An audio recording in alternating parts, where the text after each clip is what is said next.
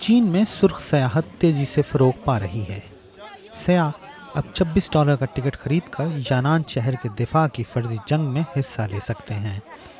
اس شہر کو چیئرمین ماؤ زے تونگ اور کمیونسٹ پارٹی کے دوسرے رہنماؤں نے 13 سال تک اپنا مرکز بنائے رکھا تھا۔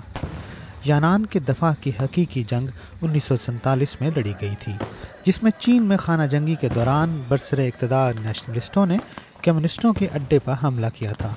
اب سیاح اور وہاں کے 100 کے قریب افراد پر مشتمل عملہ ریت کی بوریوں کی آڑ میں 30 منٹ کے دورانیہ کی فرضی جنگ میں حصہ لیتا ہے۔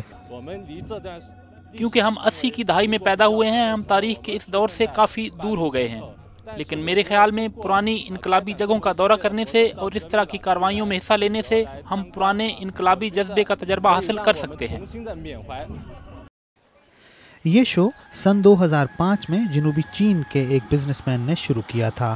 اب روزانہ 3000 کے قریب سیاح اس پرفارمنس کو دیکھتے ہیں۔ شو کے اختتام پر ریڈ آرمی کے اہلکار دشمنوں کی صفوں میں گھس جاتے ہیں اور پھر انہیں جنگی قیدی بنا کر پریڈ کروائی جاتی ہے۔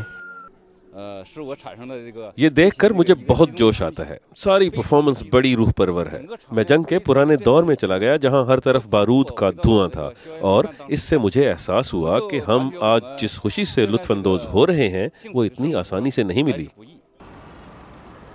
ماؤ لباس میں ملبوس سیاح کمیونسٹ رہنما کے گھر کے آگے تصویریں بنواتے ہیں۔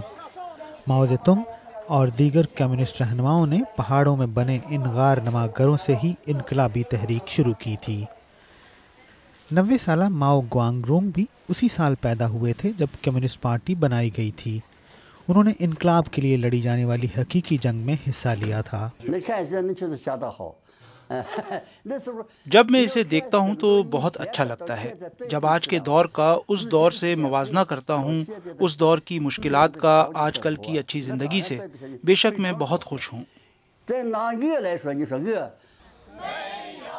ہو سکتا ہے کہ چین کے ماضی کے کچھ رہنما